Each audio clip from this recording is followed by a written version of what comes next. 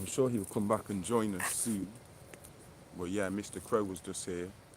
Guys, we're gonna do a build, man. Let me get my bottle of water and say, who panete rumenu no cheyu kawunda lulbi who he the deities who nothing exists except by way of the Creator, Anu, the Holy One. Yeah, we're gonna today speak about are you a god or man? Are you a goddess or are you just a woman? You understand? I was supposed to do this live yesterday, but because Zakari, my nephew, was here waking people up at 4:30 in the morning for porridge that's got to have jam in it with fresh bananas because he only eats fresh bananas. So I never got enough sleep, man. My man woke up the house too early, do you get me? So I didn't do it yesterday, so I apologize for that. Shout out to Ginoy, because he's the one who came in my DM yesterday like, yo, when you going live? I was like, yo, I need to be doing a live right now. Shout out to Shamsu El Shabazz, shout out to Alifia, shout out to Chanel, shout out to Celestial Samurai, man, for them beats that you sent me. I never knew you was cooking up beats like that. Shout out to Celestial Samurai, who watches the lives, who sent me like 20 beats, some serious stuff. And we spoke about what we spoke about getting you on the production team for the Dragon Slayers and that. So I'm looking forward to seeing what you're gonna send me from here. In terms of the beats, man, because I love the way you make beats. I love them melodies, the melodies that you use, man. So yeah, and shout out to Melinda, shout out to Rob Bob the Bishop, shout out to Vish, shout out to Troy, shout out to Official J Bars and Talisha, shout out to Stefan and the Subliminal Records family, shout out to all the Telegram family and all light workers, yeah. But yeah, as I said before, if you want to make a donation for what we're doing, I'll leave my Cash App on the comments after, and you can make whatever donation you want to keep this thing swinging. But yeah, I want to speak about this whole God thing around all of this Anunnaki thing, but specifically in the end part, I want to speak in terms of us humans. So I want to tie it together based on our last discussions that we had around Black Devils and Leolites and Vulcans and all that stuff. And I want to bring it back, bring the focus back around to us human beings and how it relates to us on earth, yeah? So are you a god or goddess, or are you just a man or a woman? Are you immortal or are you immortal, yeah? So Barkulum, pa istaf ba, the affirmation. Anuki fi pa ashuk shil kulum, wakul ashuk kalun fini. Anuki farugun shil kulum, wakul kalun farugun shilni. Anuki wahed ka kulum, wakul kalun wahed ka ni. Nuk aikilu anjihu kama farugun shil kulum, wakub kama fariyudun. Nuk aikilu akwenu kuldek nuk akfuzi fi kulum, kama tawul kama kafuzi kalun liya amidu fi kulum. Anuki kabaha wahud. Kulum kalun anuki. Kulum yakul nuk aikilu. Kulum dora nuk abmilu. Amen. Yo, my recommended reads, I'm going back to my books again today. The first one I'm going to recommend for you guys is the most censored book online. Yeah? Yo, I'm telling you guys now, this is the most censored book online. Well, tell a lie. Part one of this is Coronation, the Scamdemic, the most censored book online. And this follow-up, yeah, is the second most censored book online. So if you ain't got this book here, yo, I'm sorry for you, because this book, I'm telling you, was 2.5 years ahead, at least 2.5 years ahead of the rest of the world, yeah? And when I read it now, I'm in awe. Like, I ask myself, how did I know all of this stuff? Not on a boasting, not on an ego thing, on a real mysterious, like, who am I kind of thing. I must be an elder return, like, seriously. Like, because it's just it's too much with what's going on now. So I recommend that first, COVID-19 84, Agenda 2030, yeah, which is part 2 of the Scamdemic, and it goes even deeper into busting this thing up. Because like we said, when the Scamdemic first started, we was like walking in the dark. We had to discern for ourselves and like iron out a lot of the stuff that we seen coming with this whole George Floyd psyop and the whole Scamdemic thing from 2020 going into like the beginning of 2021. So in the beginning of 2021, when I wrote this, we had more information on what exactly we were dealing with. We seen what manifested from our perspective from the coronation, the Scamdemic. And some of it was a bit off, but the skeleton was correct. So then I went back in with COVID-19 84, based on what I had learned in 2020 and what I had seen in observable reality, to say, okay, now I see it better, because now the juxes and stuff had come out. So now we could discern better. So I wrote part 2.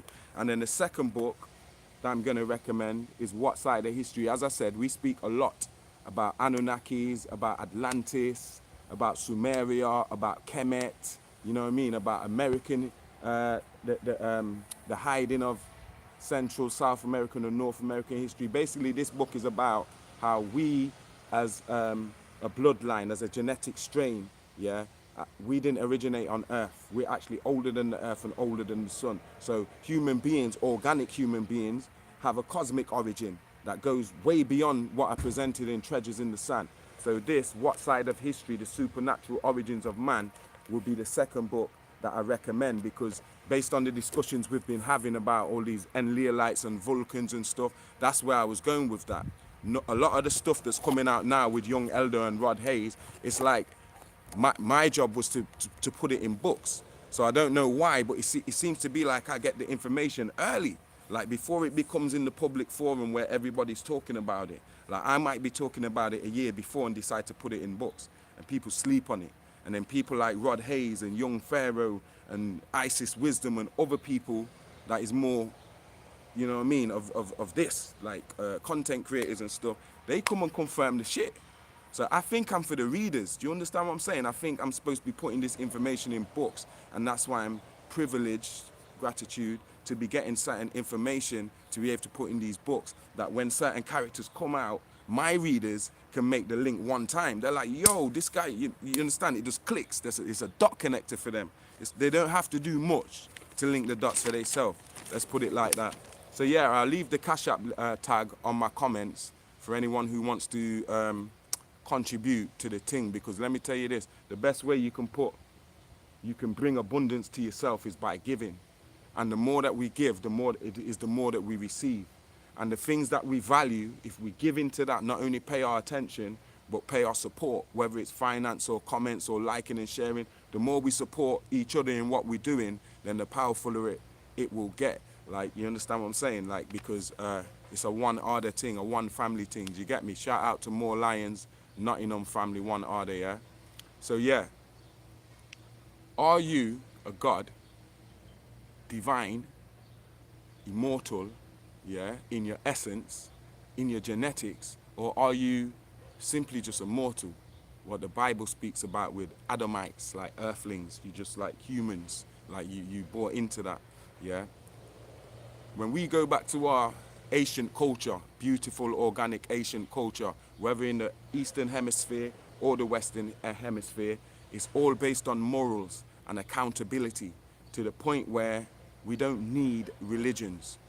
The organic man, or the organic human, or if you want to say black, yeah, I know what you mean, yeah, we don't need religion, simply because our morals and our principles formed our spirituality, which was religious to us. It was sacred, it was divine, you understand? And it wasn't separate from society. We never had a secular society.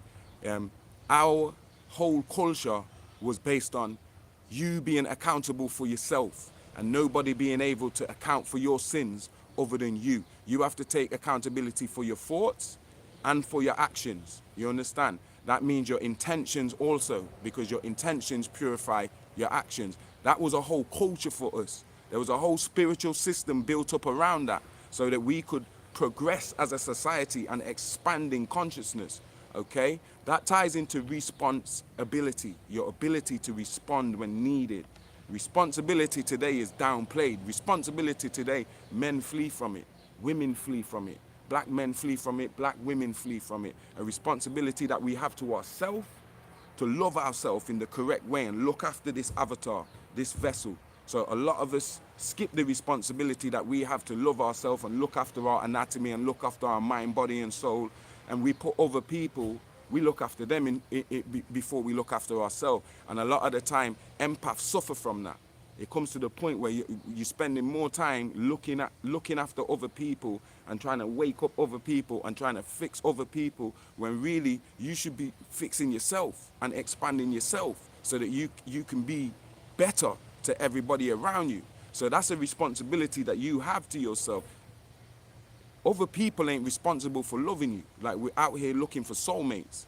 We have to look for our soul and become the lover of our soul. And then that would be reflected in our experience. And it's hard because nobody wants to be lonely and wake up lonely and go to bed lonely, and then you can get consumed with this whole love shit.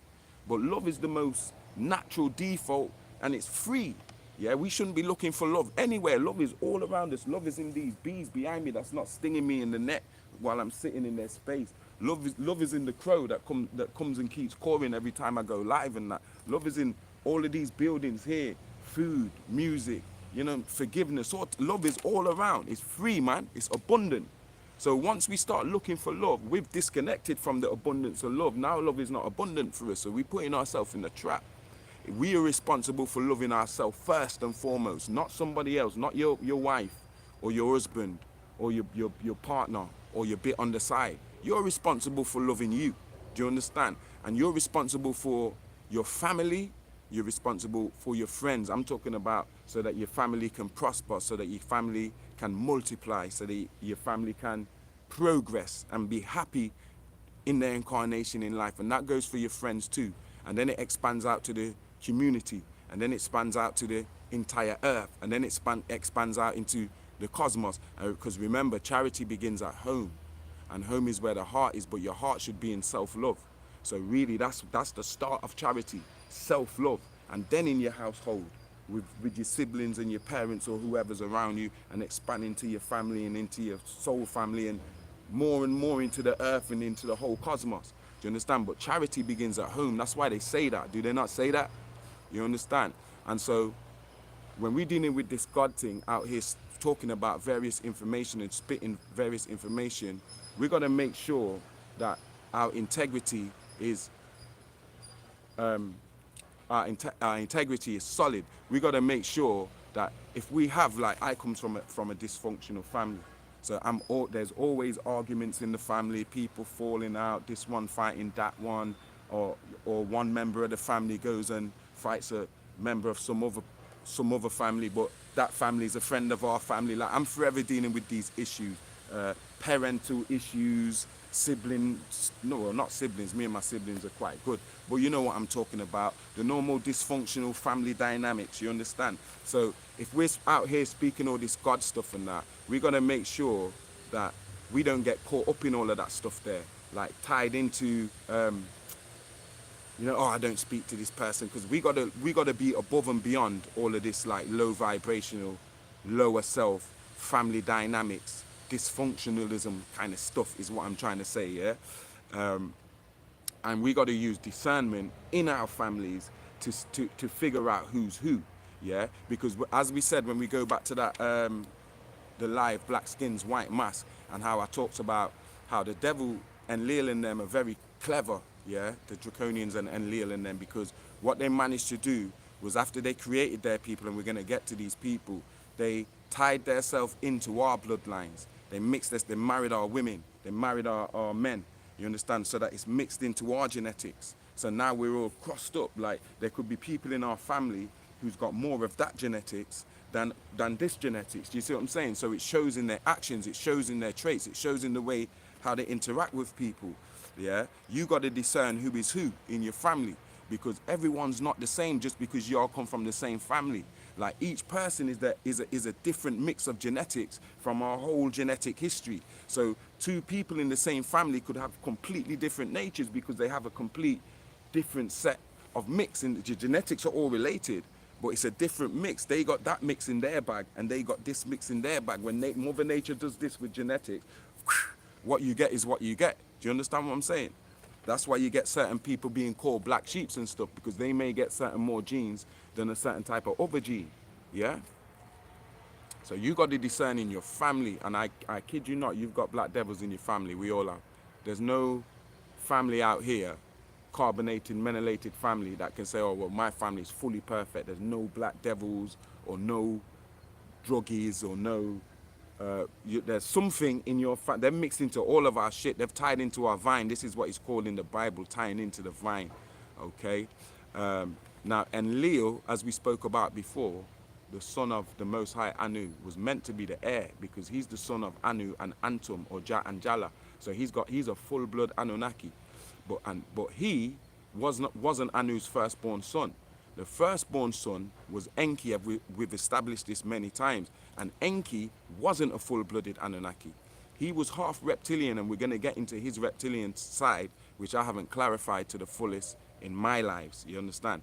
So Enki comes from a group of reptilians who were brought to Earth who were created on Earth millions of years ago. Earth, Tiamat, which was called Tiamat, and the next door planet, which is lost now because Nibiru smacked it out of orbit.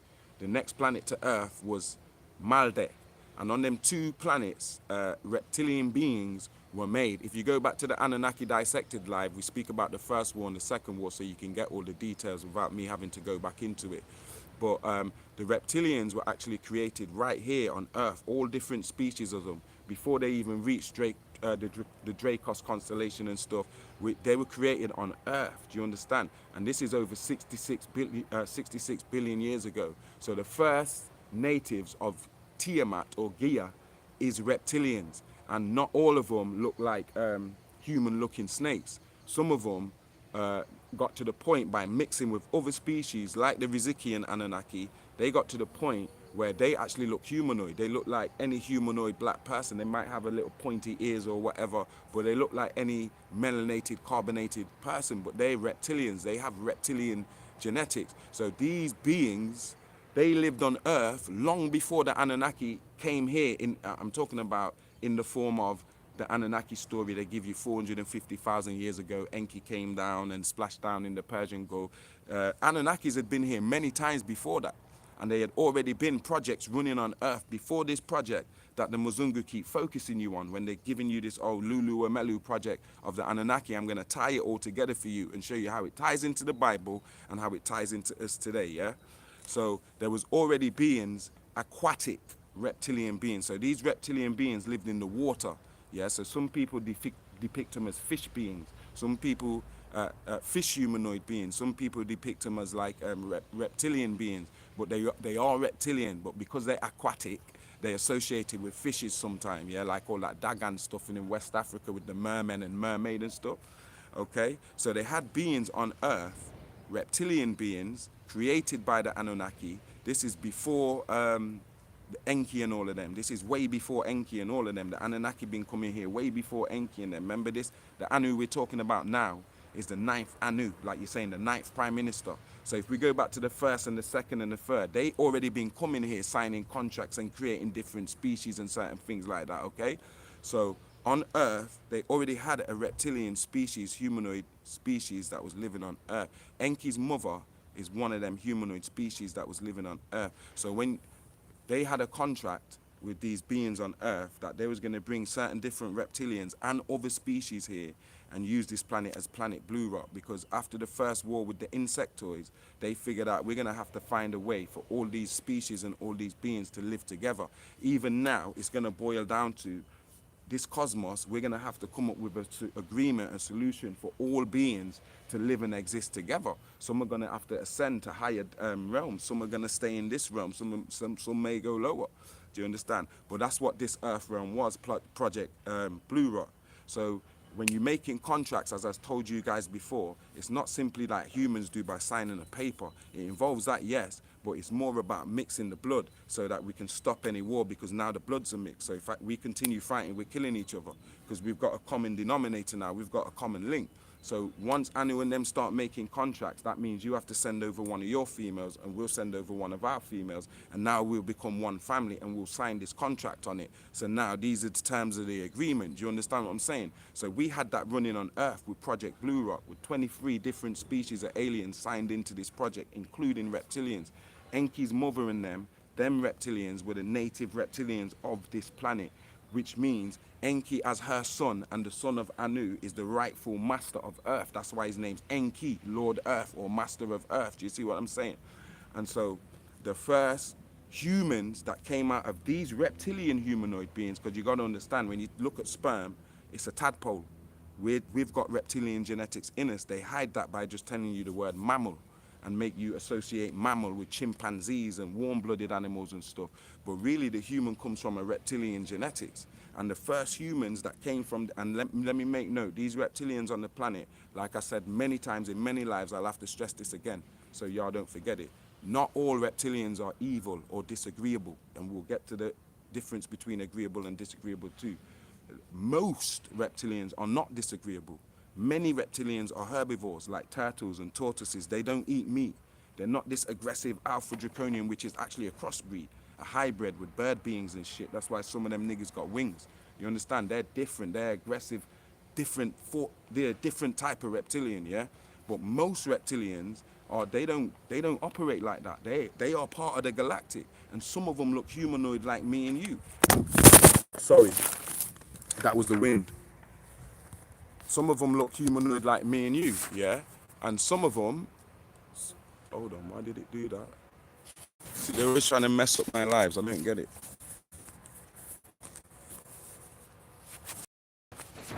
It's like they want to mess up the lives, man. Look how zoomed in the thing's gone now. How come it's gone like that?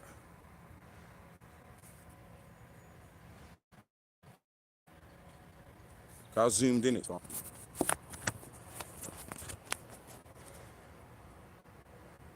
Guys, wait, let me see if I can fix this. Yeah, that's better.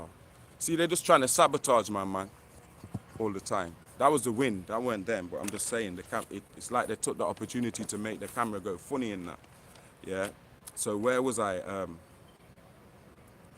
Yeah, so humans come from reptilian genetics too. The sperm and the tadpole is the same thing. That betrays that we come from a reptilian genetics. The fact that we were called seamen, we've spoken this before, and that we breathed air through water. We was in water in our mother's, in the womb, in the sac that's got all the water in it, and we was breathing through the navel, which is associated with the word navy, which is a word associated with water, telling us that we were aquatic beings. That's why we're still 77% water. So we come from these same native reptilian beings that was on Earth, and they themselves came from out the waters. They were grew from the waters. We spoke about that before as well, how they were first created as the little frog-looking beings, the 4-foot beings and stuff. And there was the Anunnaki kept genetically manipulating them until they produced these reptilians that were native to the Earth. And I'll expand on that, how this is the technology of God at the back of this live, yeah. But so yeah, these people that come out of the waters manifested as the Twaman, or the Anu people, the little short 4-foot Twaman people that you see in Egyptian reliefs and that, associated with pygmies, where they use the word pygmy today, which is the ancestors of the pygmies. The Twaman was the original human, who has nothing to do with no simian coming from no monkey stuff. That's your real ancestors. They are the ancestors of the real Nubians, who is the Olmecs. All these people come from that group of reptilians. That's why when they was doing the reptilian thing, they weren't worshipping alpha draconians when they're telling you about Quetzalcoatl and using the ayahuasca, calling it the feathered serpent or the plumed serpent. They were speaking about this ancestry that they have native to Earth. So when Rod Hayes is talking about the natives of the land, yeah, in Big Mama House, he's talking about Id, who was she was a queen of the reptilians, and she married Anu. So the beings that came out of that is native to this planet. Her people were native to this planet, and she married Anu of the Anunnaki, and that produced Enki, and he became the master of this realm. And he produced his own people by genetic manipulation and using his own DNA. And that became who we're calling the Olmecs. They are the old race of Kushites, because you have an old man Kush. You have an Egypt that's older than Egypt, that they say, oh, Egyptians didn't build these pyramids. There was someone else here, and the Egyptians came in and they inherited everything. They say that to try and take it away from black people. But in essence, it's partially true, because there was an other race, an older Kushite race, and you can go to Genesis chapter 2, start from verse 9 and read through to verse 15. And it's talking about this old pre-dynastic, way before Egypt, way before records began, that there was already a civilization and an original Nubian old race Kushites that goes, and it was a super civilization that populated the entire earth realm. It wasn't limited to Africa, because remember, in that time, you're still talking about Pangaea. In that far, far back time when we're going back 66 billion years and 24 billion years, and even when we're talking 17,250,000 years, all them time spans, the Earth landmass is all one chunk of land in the middle, and there's water all around it, so it's like a giant island. And then when it split down, it didn't just split into 7 continents. At first, Africa, the Americas, and Antarctica was one massive chunk. And that would, when it split like that, it split into about 3 massive chunks. Yeah, the Africa, America, Antarctica chunk was referred to as Gondwanaland. So in that time, a lot of the Olmecs, the original old race Kushites, they had already walked over to South Central and North America. Before that part split up into Africa, North America, Central America, South America, before all of this ECD, which is Earth crust displacement, and continental drift, which is another different aspect of it, before all of that, humans were already on all of these continents, which are now being called the 7 continents, Olmecs, old race Kushites. So it don't make sense saying, oh, America's older than Egypt, or older than Africa, or Africa's older than America, or Middle East is oldest. The real fact is, Africa is the only place that's still where it was before all this shit split up. It's rooted, it's on the grid, it's not moved. So everywhere else, where it's ended up, that's new compared to where Africa is. That's new. So America in that region where it is now, that's new land. The Middle East, based on the topography, and if you study the geology, that shit's new. That shit's probably not even 10,000 years old, like the Red Sea. The Red Sea's new. That shit's probably 10,000 years old. That's like us saying that's a kid. Like he's 1 year old or she's 1 year old in archaeological, paleontological terms. That shit there is just a click of a finger. So all of that land is new. Africa's rooted to the grid because it's the heartbeat of Gaia. That shit ain't never moved and it never will. That's the grid. Just by standing on Africa, it sends up certain frequencies. You know what? I should take my sandals off now just to get some grounding. Yeah? That shit sends up energies through your soul, the sole of your feet. They keep making us wear socks and shoes so it cuts off our grounding so the electrons don't circulate. When we put our bare feet on the ground, on Mother Earth, the electrons get rotating. And it works wonders for even your immune system.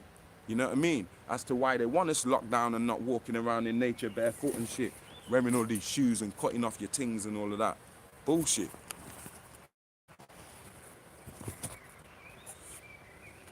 Yeah. So where was I now? So yeah, there was already people on all of the continents before the continents drifted into the regions where they are today. Yeah. First it was Pangaea as a supercontinent. Yeah, and when it was a supercontinent, people lived everywhere on the continent. So when it split into these bigger chunks, there was already people on these 3 bigger chunks. Now it's split into 7. There was already people on all 7 continents. There was already Olmecs in Australia. There was already Olmecs in the Americas, Central, South, North. There was already Olmecs in fucking Europe, Russia and shit. There was already Olmec everywhere. That story that they're giving you with their conventional history is a fucking lie. That's why I wrote books like this. So you could get the full gist and show it to your children so they could challenge that shit that their teachers are telling them in school as history. That's not history, that's his story. That's your story, that's your trick. Our children are supposed to be able to blast these teachers with the real shit when they in primary, well, maybe not in primary school, but when they reach secondary, you know what I mean, going through their adolescence, going into college and shit, they supposed to be equipped. These are the real weapons. But y'all don't want to prioritize that, many of y'all, generally speaking. Y'all think everything else is our liberation's not in that. See what I'm saying? So yeah, Pangaea had people on there. And then when it split into Gondwanaland, which is Africa, the Americas, and Antarctic, yeah, there was already Olmecs on there. So by the time Africa split from America and Antarctica, we was already on all 3 of them shits there. As the Olmecs, the original people that came from the earth, that came from these reptilians, Enki and them people who was native to the planet. We come from them. Do you understand? It's not all reptilian symbology you see is some, oh, they're worshipping snake gods and shit. Nah, that's us celebrating our ancestry, nigga. Do you understand? That's what we did as Olmecs. Do you understand? Even in India, in East India, they do the same with the Naga and that. Them Naga ain't evil. They ain't all evil. Yeah, they have evil ones too. But they have good ones too that was associated with wisdom and spirituality and the expansion of consciousness and all that good stuff. You understand? It's Enlil in them that turned the symbol of the serpent into, oh, the serpent in the garden. The serpent in the garden. Now everybody think a snake or a reptilian is evil. Do you see what I'm saying? And we're going to get to that. So yeah, the Olmecs, yeah, branched out into different branches. When I say branched out, they mixed with different tribes, yeah, to produce different tribes. So like myself, my mother is from Jamaica or Jamaica. So I would say, yo, we are the original Taino people. We didn't all get shipped from boats in Africa and shit. We're the original Taino people. Some of us did. They did bring Africans from Ghana who weren't slaves. They were enslaved. Yeah, they did bring Africans from Ghana who they enslaved, and some of them were fucking black devils too. Even some of them on my grandmother's side who comes from the Maroons. What I've learned about the Maroons, I no longer feel the same about the Maroons. I feel half of it's good, half of it's bad. So they had black devils in there too with all the treaties they signed with the devil and killing up slaves and hunting down slaves and getting paid for it and shit. Yo, listen man, they've dosed us in lies. But coming from the Olmecs, people like Jamaicans and Puerto Ricans and who they're calling African Americans and shit, we are the original Olmecs. We are the original native people of all these fucking lands, all 7 continents. You understand? We weren't brought here on no slave boats. That's what they want you to think, because they ain't got no land. Because Enlil came and created his own people, and that's why him, as the Yahweh Elohim, because he's the one in the Bible that says, I'm a jealous God. I'm jealous. Why is God jealous? Ask the Christian, why is your God jealous? What's he jealous of? So first he repents. In Genesis 6:7, you've got a God that repents. Does your God make mistakes? Yeah? Why is he repenting? What for? You understand? And why is he jealous? What's he got to be jealous of? He's jealous of other gods. Who's the other gods? Enki. Why is he jealous of Enki? So we're giving you this shit here. So he is the Yahweh Elohim of the Bible. And that doesn't mean the Most High. It means out of the group he was around, these group of Elohims, he's the Yahweh. He's the highest one of this group of Elohim. So out of this group of gods, their agreement is that Enlil's running the thing. So this is Enlil's project. You understand what I'm saying? And he's the Yahweh in the garden. And Christians and Muslims and Jews are telling you God knows everything.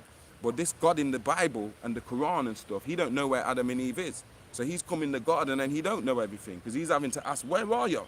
Where are you hiding? You, Adam and Eve, now they've done the act, they're hiding from God. And this God don't know where they are. He's having to ask. He's having to ask them, yo, who told you this? Why are you doing that? Who gave you this? Why are you wearing clothes? This is Enlil. Do you understand? Because this is his project for breeding his people. We don't start from Adam and Eve. We further than Adam and Eve. Adam and Eve, the story is only 6,000 years old. That whole religious Enlil shit, where he came down here, took over the project, yeah, when Enki was took off the project in his disagreeable days. When Enlil came on the project now, because of his rivalry, all he cared about was having one over his brother. So, yo, fuck all that shit that Enki's done. Let me do my own shit. Do you know what I'm saying? In a rivalry like that, I'm going to make my own people. So when you're reading about Adam and Eve and the Adama project, the second part of it, because you have the first Adama project and you have the second Adama project. The first Adama project was done by Enki, yeah? And that was done with us, like I'm telling you, breeding from his own line of reptilians, from his own family line native to Earth. He bred earthlings, mixing with the Anunnaki gene from himself and his sister Ninti. Do you understand? That's who we are. When Enlil came down here, scratch that, let's start our own shit.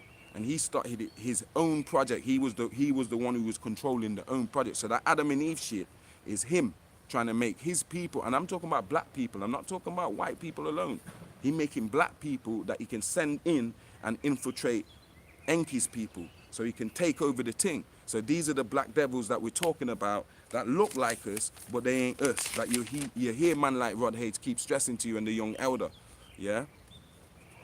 So us as Olmecs and Tainos and Choctaw and Yamasi and Washita and all of these beautiful native tribes of the earth, we're the first men. We are the old race, old man Kush. Genesis 2:9 to 15. Chapter 2, yeah, verse 9 to 15. You're talking about the whole Nile Valley region. That's us. We came up that fallopian tube and we came out of it before it even split into different continents and shit. Yeah, and that's what the Olmec means. When you see these heads, they're showing you we are the first people, the old race. Look how we look, man. This is us. All that shit they tell you, yeah. These stones tell you 1,000 words. These scholars can't explain it. They can say what they want, but I'm reading the stone. You understand what I'm saying? And Atlantis the main region of it was in Atlanta in North America, and in South America, Central America, the main region of it was Mexico or the Yucatan Peninsula. And then when you get to South America, the main region of it was Peru and places like Pumapunku and Sacsayhuaman and stuff, okay? And as I said, on Earth, as a people or as beings, we go back 24 billion years, yeah? And the reset before that was 66 billion years ago, when you get all that Nibiru crashing into Tiamat and smashing off the bottom half and smashing Maldek out of orbit. That's 66 billion years ago. And that was just after the Anu of now had been crowned as the ninth Anu 66 billion years ago, yeah? And this led to the beginning of the second war, when you read about Tarnush and who is Lucifer's father. Tarnush is the father of Halal, yeah? And Halal is who is called in the Bible Satan or Shaitan or Lucifer. In Arabic or Aramaic, he's referred to as Halal, yeah? So these two, the devil and his father, they started the rebellion after the ninth Anu had been crowned. Do you understand? They started the war, and we've explained that in the other Anunnaki lives, so I won't go back into that. But in the stars, in the cosmos, then this genetic strain or bloodline or melanated being goes back 76 trillion years, which is older than the sun itself, okay? So yeah, as I said, this planet was created. I'm going to get to are we gods or goddesses, yeah? I'm leading you somewhere. So as I said, everything was done by contracts and treaties, which involve sex and mixing, crossing bloodlines, you understand, and marrying into each other's families and stuff. I can't see the screen, by the way, because of how the sun's glaring. So whatever's on the screen, I'm gonna have to, when I'm finished, I'll go somewhere where I can see the screen and read whatever's on there, yeah? But I can't even see myself, I can just see reflection, yeah? Just to put that out there. Yeah, so there was treaties going on, and treaties have terms, just like how we do on Earth. When we have treaties and stuff, we put terms in the treaty. Yo, I didn't even smoke my zoot yet. Let me smoke my zoot. We have terms in the treaty that we put into the treaty that both sides have to honor. You can't just do your own thing. You're going to have to honor the treaty. And that's what was going on Earth realm as well. We had a Earth treaty, like I said, involving, where did I drop my zoot? Involving 23 different types of alien beings, yeah? And when Anu married Id and they made that treaty, when the Bible tells you in the beginning the earth was void and the Spirit of God hovered over the surface of the waters, that's really recording when the treaty had to be renewed, because the treaty only runs for a certain amount of cycles, and then the treaty has to be renewed, just like how you have 9 different Anus. They will, maybe under their reign, they have to renew the treaty a couple times, and then when a new Anu comes in, they have to make sure that certain treaties are renewed, just like your government does, your prime ministers and your presidents and shit. So in the time of Genesis 1, when it's saying in the beginning the earth was void and stuff, really what it's talking about and what it's recording is a time when the treaty had to be renewed. And when the treaty had to be renewed and Enlil was sent down here to renew the treaty, these reptilian beings, they didn't want to renew the treaty. They felt like, yo, they don't accept Enlil, and they don't want to accept nobody wanted to marry him, put it that way, to seal this contract. So he took offense to that from these beings on Earth that had him like that. And so when Enki was sent and they accepted Enki, because Enki's obviously, that's his mum, this is his people. So the reptilians here was like, yeah, we'll have Enki, he can be Lord Earth, we ain't got no problem with that. That's where Elohim Yahuwah, or your Yahuwah of the Bible, you daft Israelites, you daft Hebrews, I should say, because the real Israelites is us, Isis, Ra, and El. You daft Hebrew Israelites, yeah, who want to be talking about this Yahweh stuff, you're talking about Enlil. Your Yahweh is the jealous Enlil, the jealous God, and I'm giving you the reasons as why your Yahweh is jealous, you understand? So he's always been jealous of us, the native people of Earth, so to us he's a demon. We don't care if he's the Most High Son, we don't care if he's the heir, or none of that shit. To us, he's a demon. You understand what I'm saying? And we down with Enki, the original, yeah? So Enlil wasn't accepted. So Enki was the one who had to be sent to renew this treaty. So when they say in the beginning, they was talking about the renewal of the certain Earth treaty on this planet Blue Rock shit. Yeah, I just wanted to put that out there. Shout out to the young elder for updating me with that information. Okay, hold on. And so when we're speaking about that type of shit, we're going back like nearly 17,250,000 years ago, back to when there was Twaman, only Twaman and certain Australopithecus and stuff on the fucking earth. Because the Twaman is one of the oldest genetic strains on the planet. The other oldest genetic strain is the Khoisan, and I'm going to get to them too and tie them in, yeah? And the Khoisan is them yellowy South African looking people. They live in South Africa and their skin look really yellowish and their eyes look really slanted, yeah? That's another one of the oldest strains on the planet Earth. And there's others too, like the Anu people in Japan and shit, and the Jawara people and others, yeah? Hold on. Yeah, so that was the Genesis Treaty when it's telling you about Genesis 1 and it's telling you about the Yahweh hovering over the surface of the water. Because remember what I was saying, these are aquatic beings. So when they're saying the Yahweh, they're looking up. They can see, they're underneath the water because they have cities and stuff underwater too. And they can look up and see, hold on, what's this thing hovering? Okay, these are these Anunnaki geezers, yeah?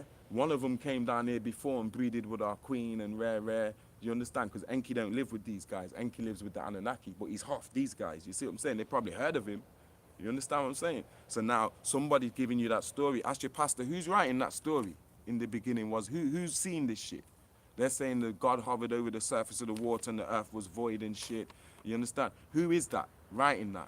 Because it's not God. Somebody's watching that shit. There's somebody that's watching is them same aquatic reptilians that I'm telling you about. Nobody else is going to give you this information outside this circle of Rod Hayes and Young Elder and Jedefre Memnon. You ain't hearing this nowhere else. And you can go and turn this shit upside down, sideways. You understand? Put it underwater, put it to the fire. I kid you not. This shit's fireproof. This shit's lie proof. We are telling you no lies. We're giving you the real, true, organic history of the planet Earth, if you want it.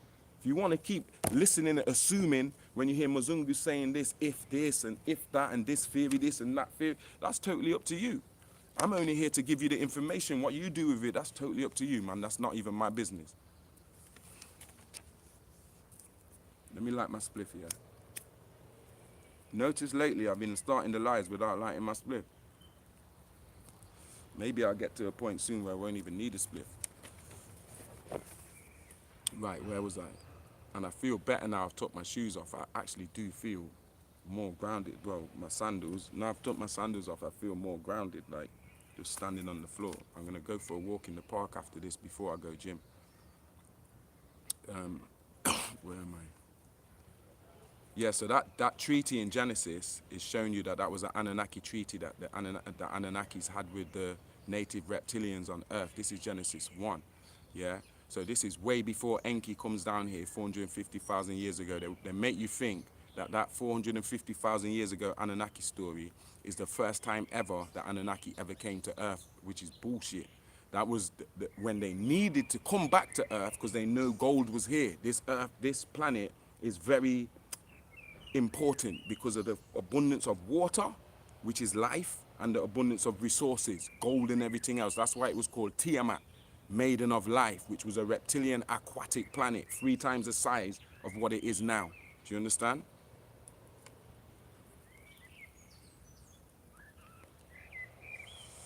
And I'm doing this because shout out to the Young Elder. I try and send his videos to a lot of people and they don't seem to want to watch it. Oh, I don't like the way he says this, or he's a bit this, or he's a bit that. So shout out to him because I feel like I'm only here to assist in this grand scheme of things. And I love the Young Elder. I watch that shit. I love the way that he talks. I love how he says extraterrestrial and all that shit. I love it. So I'm here to help, man, because we're coming from the same source, you understand? And I'm not in it for ego, to have no following or not, and I'm in it just for you guys, the few of you who I know you pay attention, and I know you take this on, and I know it makes a difference in your experience. And for me alone, that alone for me is success. Yeah, the amount of people now that I get that send me beautiful messages that seem to hit me right on time, beautiful beings from all around the globe, man. I had one from yesterday, Jeff Solji. Shout out to Jeff Solji and his son. I had the most beautiful interaction with him yesterday. He made me feel like, yo, I'm needed out here, man. So shout out from a brother to a next brother, man. And yo, I see you. I see the God in you. You get me? So many people from around the world do that. I get like 3-4 messages some days now from people who have touched them in some way or helped them see something or find something, or you know what I'm saying? I love that, man. I live for that. That's the reward to me. Right, let's get back on it. So 450,000 years ago, when they tell you Enki crash landed in the Persian Gulf, that weren't the first time the Anunnaki came here. That was when they came here for a need. They needed gold, and the only place they knew in their head, you know what? Earth has got abundance, so we need this fucking gold. We're gonna have to go to your people, Enki. You may as be you might as well be the man on the project. You're the heir to the planet anyway. They know you. Rare. They didn't like Enlil the last time we sent Enlil to do so they had to send Enki down on the project. That's 450,000 years ago. This is what starts the second Lulu Amelu project. Initially, it was started by Enki to make workers to mine the gold for them. But he didn't agree with making these dumbed down humans. He wanted to expand like he always did and celebrate life and make addition to his family line and the Anunnaki's family line by making us. But Enlil didn't agree with that, being that he already had a rivalry and a hatred for his brother, and being that he thought he was going to be the heir to Anu's throne, because he ain't going to be the heir. Neither is Enki. Murdoch is going to be the heir. Yeah, we'll get to that. But he had a grudge. So remember, Enki wasn't always agreeable. He had disagreeable ways about him too. His mum and them are Hindus. They live a kind of Hindu culture. The Anunnaki don't live like that. So he had to choose whether he's going to live like his mum's people or live like his dad's, the Anunnaki. All up to now, he's been living like an Anunnaki. But now he's come to Earth and he's seen his own people, reptilians, he's head of this project, yeah? It's overwhelmed him. His ego's kicked in. He's in a rivalry with Enlil too. Remember, he feels like Enlil stole his birthright. He's the firstborn, but because he's half reptilian, they don't see him as a full Anunnaki. So he can't be the heir. So he's kind of got a grudge against his brother for that. He ain't all in the good. So he came down here and got overwhelmed and started living like the Hindus, like his mum and them. He started wearing the gold and shit. The Anunnaki don't do that shit, but the people down here, they do. They was doing that shit. Do you understand? So he kind of came to a conflict in himself, and he got took off the project. So when he got took off the project and banned from Earth after all that thing about Alalu was influencing him to steal some of the gold and wear some of the gold and hide it in the Americas, which connects to that Khan Mansa Musa and Abu Bakari, the second story, okay? He got took off the project. So when Enlil now got put on the project, he now in his rivalry, yo, I'm gonna have a one over my man. Scrap all his shit. Well, we'll use this and this, because remember, Adam and Eve, that whole project was started by Enki and his 8 scientists, which is his sister Ninti and Arishkigel and Nagal and Ninki. All these people were using, all these Anunnaki was the 8 scientists that was originally on the project. When Enlil got made head of the project now, and Enki got took off the project, and now it's given over to Enlil, yeah, Enlil now restarted the thing. So he still used Enki's knowledge, because remember, Enki's the most knowledgeable of all the Anunnaki, save Anu. So except for Anu, he would have been the most high until Murdoch was born. Now Murdoch even surpasses the current Anu. Do you understand what I'm saying? In terms of what he knows.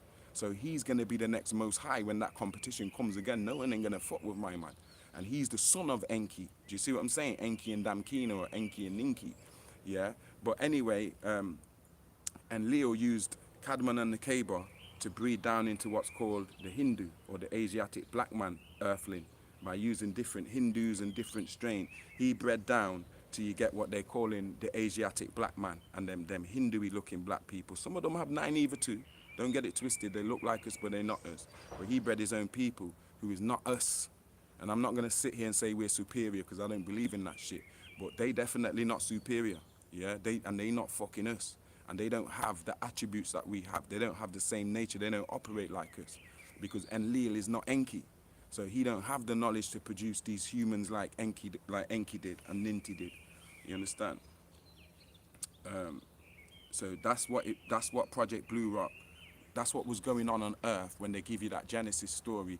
In the beginning, the Earth was void. It wasn't void. It means it never had no fucking, what's it called? It never had this world, matrix world, what we're seeing now. Beings could just live free. You could, to a certain extent, you lived in nature and shit. So, and they were aquatic beings, so they lived inside of the water too. They had underwater cities and all of that. They had cities on Earth too, but they took all of that out of Genesis 1 and stuck it in Jeremiah. I think it's 23, Jeremiah 23, it's in one of the books. Yeah, there's 6 verses they stripped off of Genesis 1. Genesis 1's supposed to be longer, like a whole fucking paragraph. But they cut it down to just in the beginning, the rare. If you get the whole thing, it tells you there's already cities here and stuff. But they stripped that out because obviously, hold on, how's this going to be the start if there's cities empty? Why are the cities empty and shit? Because they were scared of these Anunnakis that were coming down. They heard about them. Yo, they got good ones and bad ones. When they come, it's peak. They just change everything. They start messing with shit, man. You understand? So don't think it's just like when you hear the word Anunnaki and Anu and where everybody's just in veneration. Some beings were fucking prang when they heard that name. What? These men are coming to Earth. They were scared. What's going to happen to Tiamat if these men come back here?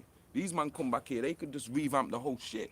So a lot of beings weren't happy when they're hearing about this Nibiru returning and Anunnakis and all that. Yo, it's peak for them. Do you understand what I'm saying? Yeah. So even the Olmecs, their children, they began to watch the stars based off their knowledge to look for the Anunnakis' return. When are these niggas going to come back, man? Because they come back every 26,000 years. Let's make a system so we can chart them and know, okay, bastard, these niggas is coming back, the good ones and the bad ones. You see what I'm saying here? Yeah. Yeah. So as I said, Enlil first, he got refused by the natives. They didn't want that treaty with him. They would rather fuck with Enki. Enki was sent down. He got took off the project. He started living like a Hindu and shit. And like his other half, his mother's half and stuff, and started flexing that way. He also started, instead of just breeding primitive workers to mine up this gold, he made women for himself. He thought, yo, I'm gonna make myself 10 wives. I'm Enki. My man made himself 10 wives or 8 wives and shit, man. And just had wives down here living like a king. He had to get took off the project. You see what I'm saying? He was replaced with Enlil, who started his own project. So when you read about Adam and Eve, Cadmon and Nekeba, see the crows come back and toys right on the light there. I don't want to turn the camera because it's just too funny. I ain't got my stand. Yeah, so the crows sanctioned me again. I told you guys about my friend the crow, yeah? But anyway, where was I? Yeah, Adam and Eve was hijacked by Enlil, and he steered it left, and it ended up being what it was. So all them black devils, they come from Adam and Eve. Me and you, we don't come from Adam and Eve. A lot of them black devils will have pointy ears. They'll have this little point on their ears so you can fucking spot them and shit like Nicki Minaj and them. And you'll be able to see, hold on, them R. Kelly and them, these are them black devil ass niggas, man. Look how you can start spotting them and that with the high cheekbones. The men are really handsome. The women are really voluptuous and really pretty. But they got them pointy ass fucking cheeks and chin bone and fucking Vulcan ass niggas. Do you get me? So, yeah, that Adam and Eve story is Enlil, Yahweh Elohim, trying to breed his own fucking people to get one over his brother Enki. That's why he keeps reminding you in the Bible, listen, I'm a jealous God. I'm jealous of him. Yeah, so that's why when you get to Genesis 3:22, because remember the serpent in the garden is really these reptilians telling Adam and Eve what Enlil already knew. Enlil's not being straight with them as to why he's breeding them. But fucking these reptilian serpents are like, hold on, mate. Listen, my man's not breeding you for that. He's making you a slave. He don't want you to free, because if you take this certain knowledge that we're trying to give you, you're going to see through this whole God scheme thing. And you're going to become just like God, just like us. We're all fucking God. You don't need him to be your God and have you on a mind control thing. So they were these native people, because remember, they told you Cain got a wife after he got dashed out the garden. He was scared of the people to the east in Nod. Who are these people? They tell you only Adam and Eve and Cain and Abel. Well, Abel's dead now, so only Adam and Eve and Cain is on earth. But Cain's scared of people seeing him and killing him. Which people? He's talking about these same natives who know what's going on here with these Anunnakis.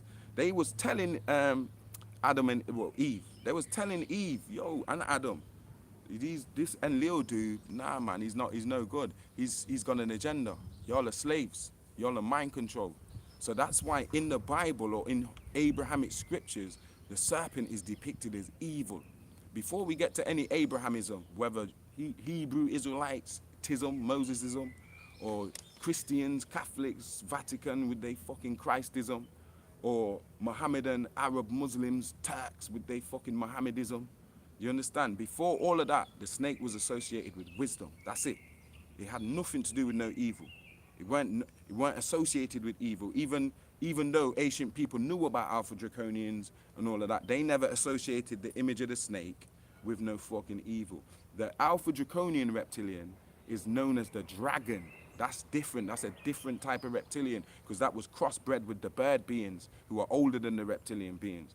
Both the bird beings and the reptilian beings were bred to fight off the insect beings, yeah? That's in another life, okay? But, yeah, the natives refused. Where was I? So, Leo, he wanted to reverse the project. Yo, Enki's making these niggas too smart. We don't want smart humans. No more of that shit. Stop that shit, yeah? We're making dumb humans. I want them dumbed down. Put the frequency down to 7.83 in the Schumann resonance and link them into that and let's dumb them down. 9 senses, now fuck that. Take that telepathy, intuition, psychometry, clairvoyance. I want them like this, docile, dumb, get up 9 a.m. in the morning, go to work till 5 p.m., get a daft pension, watch TV all day, scroll through your fucking Instagram. He wanted dumb niggas. He weren't interested in what Enki was doing. So when you get to Genesis 3:22, if you have a Bible, go and look at it. If you don't have a Bible, I'm sure you have Google. Genesis 3:22, and Leo's pissed now. Somebody's fucked his project up. Yo, who told you this? Why are you wearing that? Did you do this? Didn't I told you not to eat from this tree? The shit's backfired on him. He's pissed. He's saying to his guys now, look, now this geezer's become like us. Who told him this shit? He's pissed. So Yahweh, Elohim, is pissed off that man has become smart. The fuck's going on? How come he knows shit, man? We're gonna have to start from scratch now. This is all gone tits up, bruh. That's how Yahweh, read it for yourself. Go before Genesis 3:22. Start at Genesis 3:1 and read all the way up to 3:22 and see if you still feel the same about Christianity or Hebrew Israelitism or fucking Islam after you've sat down with an open mind and listened to the death ray. Because if you do, you are dumb. And I'm not even apologizing. You're a dumb nigger, yeah? And you will never, you probably won't never see, I hope you do. But yo, I challenge any of you fucking Hebrew Israelites or Orthodox Sunni Muslims or Christians or Rastas, let's fuck with Genesis 3:1 to 22, just that part of the Bible alone, yeah? And if we get past that, I'll change to your religion, I'll become a fucking Jew or something. It's that deep right now, because we at war, we in an information war, and Jedefre came here for an information war. I'm sent for this, yeah? I come for the smoke, man. So it's not going to be nice, and it's going to offend a lot of people, and even some of you, I might say something that offends you, but I'm only trying to not change anything, just be the spark that makes you go and fucking relook at that shit. So in Genesis 3:22, Enlil is pissed off, man, because the man has learned what he's not supposed to learn, because these serpent people, these native people have told him, they've told him in Eve, yo, this is bullshit what my man's telling you. He's hijacked the thing, yeah, the thing wasn't even like this when Enki was on the project. He originally started the project, now they outcasted him. So now this God that they've given you, this Enlil geezer, he ain't got your best interests at heart. They started teaching them niggas the Kundalini shit, yeah? These are the beings that live in Big Mama house, which means Mama Gaia, Mama Earth, and the highest queen in this realm is Isis, who is the queen of heaven and earth. But Big Mama is Gaia herself, and we are children. You understand? And we was telling these Adam and Eve, yeah, because they were children of Enlil, because he took over the project. So even though Enki started it there, that's his thing. That's his thing now, this Adam and Eve thing. That's only 6,000 years old, the bloody story. You understand? And Yahweh, he did this because he was jealous of his brother. He keeps telling you in the Bible, I'm fucking jealous. He ain't even got no land to give you, because all the land's already taken. Enki's already fucking put people on all these fucking lands. So God's people, if you believe in God, because I don't believe in no fucking God. God is a Bible term, an Abrahamic term, a fucking German term. So therefore I reject God. Yeah, God is something they made up in the story to keep us in mind control. It's something that people use today to use it as an excuse when they ain't got no fucking understanding or answers for nothing. They just say, oh, well, Allah knows best, or God will deal with it, or let's pray to God, Jehovah, Yahweh. All this shit's talking about Enlil, man. Don't make them fool you. We had organic spirituality that recognized the Most High, yeah, and all of the deities, yeah, in the right place. Not no fucking organized religious circus bullshit and Leolite fuckery.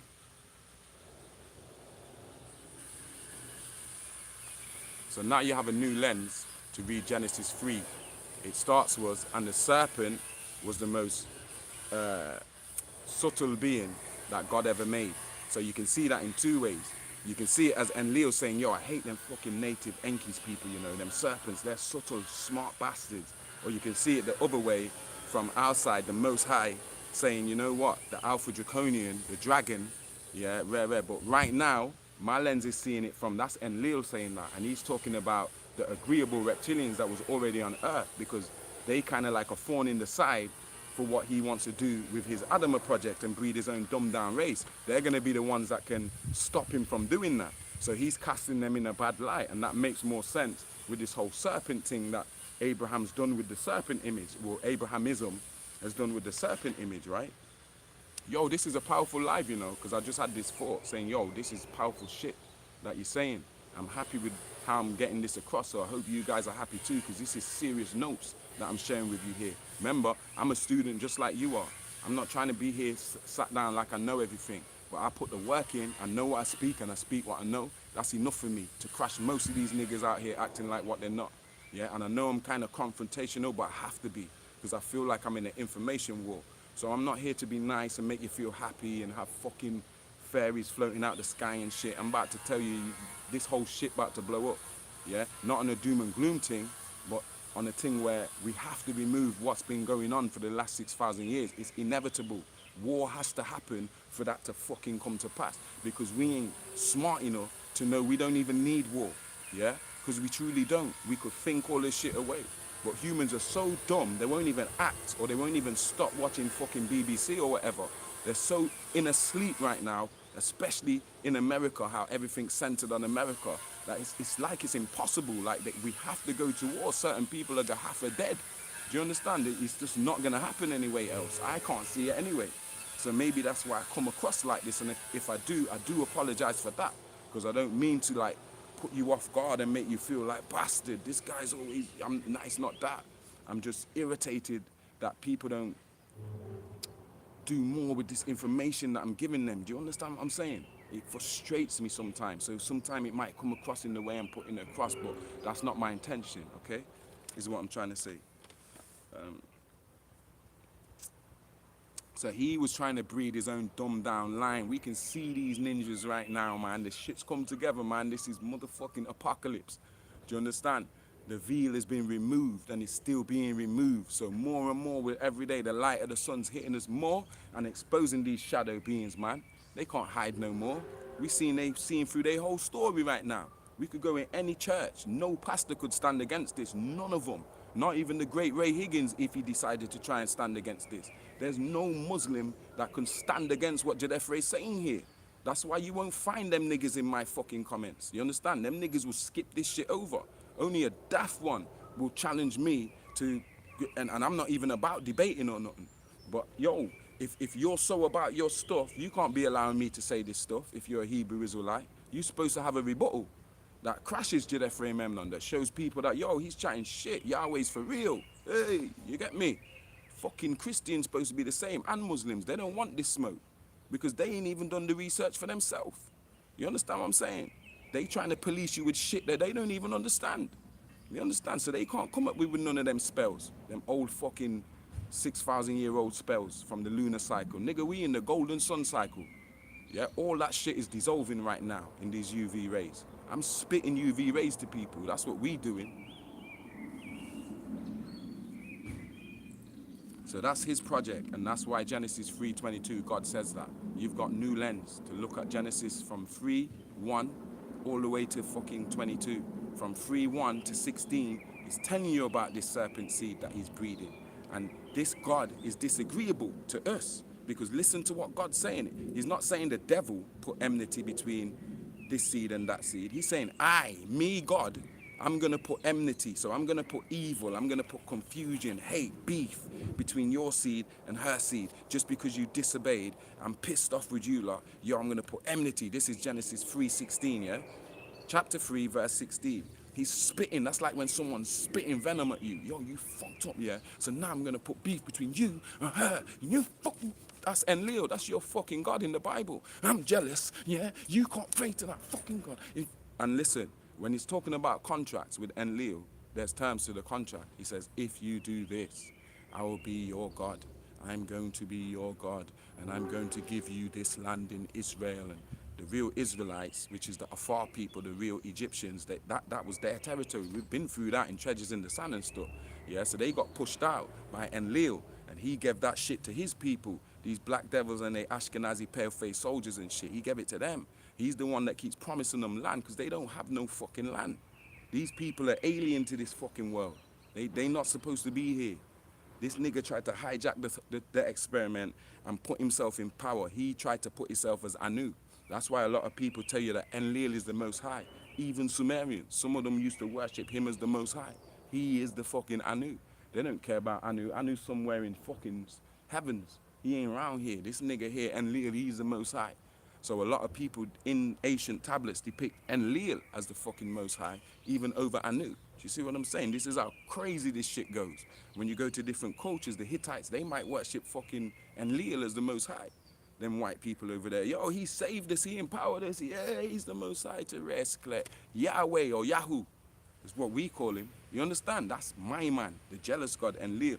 And when he gives you terms and tells you he'll be your God and he'll give you land and he'll bless you with milk and honey forever, they ain't reading the small print.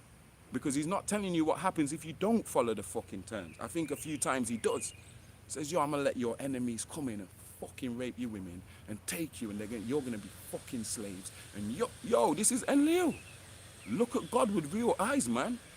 This all-loving God, oh, God loves everybody. And God, no, he fucking don't. Have you read your Bible? God don't love shit but himself. You understand? Let's call these fuckers out. Let's call them out, man, because half of the shit going on earth now is coming from this religious shit. And we at the root of it.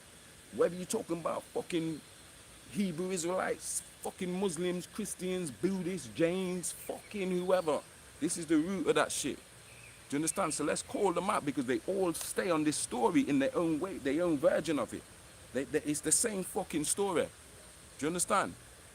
God is not who you think he is. Y'all better let go of that fucking God. Because I know even a lot of you watching this live or who will come across this live, y'all still need God. You don't understand. You don't need a fucking God. Even Jesus told you that. Is it not written in your law? In your Torah, Tanakh, law, instructions, yeah? So is it not written in your instructions, in your law, that you are gods? The fuck you down here praising Buddha and worshipping fucking images of Jesus? Why are you worshipping me? You don't, yo, get up, rude boy. You are a God. This is John 10:34, man. Or go to go one verse before, 10:33. And they asked Jesus, are you God? What are you asking me this for? Jesus is telling them in 10:34. Is it not written in your Torah? You asking me something that's already in, you holding a Torah and asking me if I'm God, if I'm God. And it's in your fucking book, yeah? It's in the Psalms. Psalms 82, 1-6. It says, yo, your sons and daughters are the Most High. So if a chicken has a baby, that baby's a chicken. If a tiger has a tiger cub, if a tiger has a cub, the cub is a fucking tiger. You understand? If an eagle has a nest, all them babies are fucking baby eagles. So if you are the sons and daughters of the Most High, El, as it's spoken in the Psalms 82, verses 1-6, all of us are sons and daughters of the Most High. That means as a son and daughter of the Most High, of a God, we are gods. Does it not, based on the logic I just gave you? Only religion is trying to, when you see two, tell you, oh, well, that's 5. Nah, nigga, if I see 2, I'm going to say, call it as 2. You can't tell me it's 5 or 6 or based on whatever. I don't give a shit about none of that. I'm based on what's observable and what's understandable to me and understandable to me. Do you understand? I'm the God of my own perception and my own understanding. Nobody going to paint the world for me. I'm going to do it myself. I got sight, I got hearing, I got common sense, I got logic. I got all the faculties I need to make sense of who I am and what I'm in. People don't need to be telling me that shit. Yeah, I can ask people or inquire or listen or search, but that's got to come from me wanting to have that on my own initiative, not just somebody trying to beat some kind of belief into my fucking head that I can't see in reality or I can't logically sit in my consciousness. And that's what a lot of us are used to. We don't want to do the research for ourselves, and then we want to have the understanding and the understanding Jedefre has without doing the fucking stuff that Jedefre did or does. Do you understand? Generally speaking. You might think I just sit down and smoke weed all day. It's not that. Some people are mental people. Everything is done on the inside. It's not seen. Some people are practical people. Everything they do, the progress, everything is on the outside. You can see it. You can see them develop on the outside. Some people do it differently on the inside. I'm one of them inside people. So you might not see me doing shit and wonder how the fuck this nigga got 3 albums and 6 books. All he does is come on fucking Instagram, post memes or smoke weed and make jokes. Yeah, that's what you think.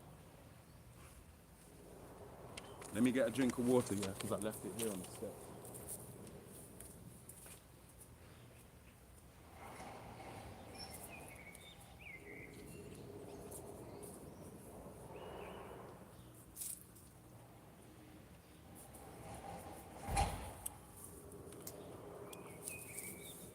Don't understand how dry your mouth can get from doing these lives, man. It's crazy.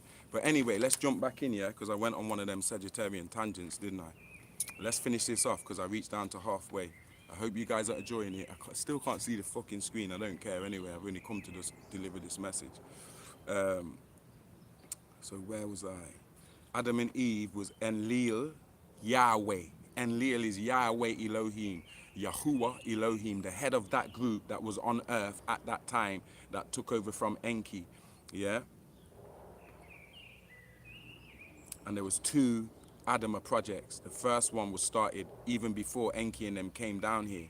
That was started in previous cycles of the Nibiru.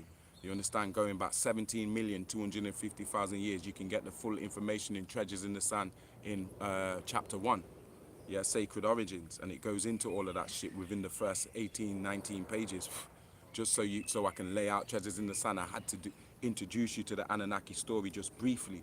When you get to this book, if you do get to it, What Side of History, even though it's a smaller book than Treasures in the Sand, it goes way beyond Treasures in the Sand because it takes you back to them first 20 pages when we started talking about Nibiru and the Anunnaki.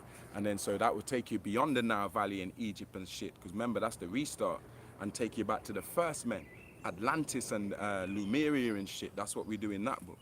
And that's why I recommended it today before I got down into this live, yeah? Yeah, so Enlil is a jealous god. And also, if you go into the Sumerian tablets, you find out that Enlil's wife is Ninlil, and that to get that wife, he actually raped her. So this guy is just not a good character. Do you understand? It doesn't matter if he's the son of the Most High. People have sons and daughters all the time who are nasty pieces of work. The mum might be a nice, beautiful woman, and her daughter turns out to be a nasty slut, yeah? Or you can get the most decent of men, and they have a son and the son's a fucking dickhead. You understand what I'm saying? So the same thing seems to be going on here with this Enlil character, because he raped Ninlil, and they found out about it, and well, not imprisoned him because they didn't have prisons, but yo, they went and arrested him, Enlil, and dragged him up to the tribunal. And the solution was, because the being that he raped, yeah, she was so agreeable, she says, listen, if he marries me, then it's done, innit? So he had to marry her, and that is an Anunnaki law, I think. If the woman says, yeah, if he marries me, we'll spare his life, he could have been dead. That's how messed up this character is. He raped her, and that's how she became Nin Lil. Nin means lady, En means Lord. So if I say En Lil or Laul, that means skies. So Lord of the skies, yeah? Just like En Ki or Ki or Kre, that's the earth. So Lord Earth, Lord Sky. Do you understand? So Nin Lil is Lady Sky. She became Lady Sky through rape. He's seen her having a bath, naked, outdoors, somewhere naked. And my mum was like, yo, on a pervert thing. And actually went over to her and raped her. And she was a virgin, yeah? And so blood and that was involved, because obviously he bust her open. Do you understand what I'm saying? Violently, yeah? This is Enlil for you. This is the kind of nature, the character, why I'm telling you the Anunnaki have 2 agendas. Not all of them have a humble nature to humans, yeah, or to each other. Some of them have a real conflictive, aggressive nature, like Enlil. Do you understand what I'm saying? So he was reprimanded, and I mentioned that to show you the character of him, yeah, because I'm going to go into the difference between agreeable and disagreeable, because we've been programmed with religion to just think good and evil, good and bad. It's more, there's more to it than that, yeah, okay? Hold on. Yeah, so Enlil's character is kind of deranged, and the kind of rivalry and jealousy he has for Enki, I should say envy, because you can say he has more than Enki, because he's the heir based on Anunnaki law, but he still finds time to be jealous and rival over his brother to the point where he loses the Anu ship. He really wanted to be the next Anu. He's lost that. You understand? The Lulu Amelu project, Lulu means primitive worker. So like I said, there's two Adama projects in Sumerian tablets. There's the first Adama project, which goes back 17,250,000 years to these Twa beings being grown out the waters. After the crash with Nibiru and all that, they reconstructed the place, and the beings, them same troglodytes that was in the water, was mixed with whatever and crawled out of the water and evoluted into what's called the Twa man, and they manifested as green when we had the magnesium in our blood. We had the brown hue, but it had green hues in it. You understand? We was aquatic beings. We came from the waters. Then we became upright as genus Homo, and we evoluted into what's called the Twa man, or the Anu people, the original people that came from Enki seed, yeah, and the crash of Nibiru, which happened 24 billion years ago, yeah. But for us to crawl out the water in this evolution and become the Twa man, yeah, that was 17 million, that resulted 17,250,000 years ago. That was the first time we became like the man. We're not the creature that crawled out the water no more, do you understand? But we ain't got nothing to do with no fucking monkeys, no simian or nothing like that, like them Neanderthals do. Do you understand what I'm saying? So they are the original people that was on Earth that seen these Anunnakis coming and going. The Twa man and the fucking, the native reptilians, who is their parent. We seen these coming of these sky gods and shit, because down here the culture was the earth mother goddess. So Big Mama was God. We didn't really, even with the Anu stuff, obviously our elders knew, but most of us on earth, we had fertility religions that was based around the women. The women had all the fucking knowledge and all the spirituality and the expansion of consciousness, because Enki designed it where the woman was more than a man. It's just that simple. They're more complex than the man. It's matriarchal business going on here. We're not supposed to be patriarchal. Do you understand? So there's more to the woman's genetics than it is to the man's genetics. She was the first doctors, the first physicians, the first people to chart the stars. That weren't men. All them shits came from our mothers, who was teaching us that the mum she's the god of the house. Do you understand? They reversed our culture. So throughout society, it was a matriarchal thing. We had no time for war and killing each other and beefing and shit. We too busy trying to ascend, because we know if we ascend, them reptilians can't touch us. We don't have to fight them down here. All we have to do is figure out how to ascend. And so that's what our elders did. They ascended. They left the fucking reptilians in the 6th dimension. They can't go no higher. We gonna go way up to the 9th. Yeah, y'all niggas stay down there. But now we become trapped with these reptilians to the point where we trapped in 3D. That's how deep this shit is. Yeah? Yeah, so during the second Lulu Amelu project, remember, the second Adama project, sorry, not second Lulu Amelu project, the second Adama project is referred to as the Lulu Amelu project because Enlil hijacked the project and wanted to breed these primitive workers. So that's where you get the word Lulu, primitive, Amelu, worker. So he's breeding now these dumbed down fucking humans. And to do that, there's an insect being that was bred from the insects. After we conquered the insects and left them in the fucking Pegasus and stuff, certain ones of them that we had captured, we started manipulating, genetically splicing them too. And we made their ass into a people too. And they're called the Khoisan people. That's why a lot of them look like insects. And no disrespect to the Khoisan people, I love them. We're all one because we're all mixed, yeah? But when I say we're all mixed, with Adam and Eve, the whole project was 4 different types of humans being mixed into one, Homo sapien, yeah? But what I'm saying, the Khoisan, they was on Mars. But first they was on their own planet, yeah? They have their own planet in another solar system. And after the war and shit, a lot of them were brought to Mars and put on Mars, yeah? And then when the fucking Greys had their war on Mars, the good Greys is the Ramadians and the bad Greys is the Markabians. They went against each other and blew up fucking Mars. Did a lot of damage to Mars. Mars still running, still got loads of different races on there, but at that point they fucked it up. They did a nuclear war on Mars, yeah? So a lot of them Khoisan, from that experiment where they were breeding them from the insect beings, they brought them to Earth. So the Twaman and the Khoisan in South Africa, them 2 strains and all the different tribes of them, is the 2 oldest strains on the fucking planet. So between the Anunnaki's own DNA, which is Rizkian, yeah, reptilian DNA, which is Enki and them's people from Enki himself, the Twaman, yeah, and the Khoisan, they blended them And that's how you get Adam and Eve, or what you call modern Homo sapiens, or what you call modern Nubians, or modern Kushites. Because like I said, you have an old race Kushites, the fucking Olmecs and shit, and you have a new race Kushites, which is the Moors of today and shit, that is more mixed down, yeah? So Adam and Eve involved 4 different humanoid species, yeah? Reptilian, Twa, Khoisan, yeah? And reptilian, Twa, Khoisan, and Riskian, yeah? Mixed into what's called Adamah in the Bible, or the Adamites, or the Earthlings, meaning the Homo sapien, the modern thinking man, upright man.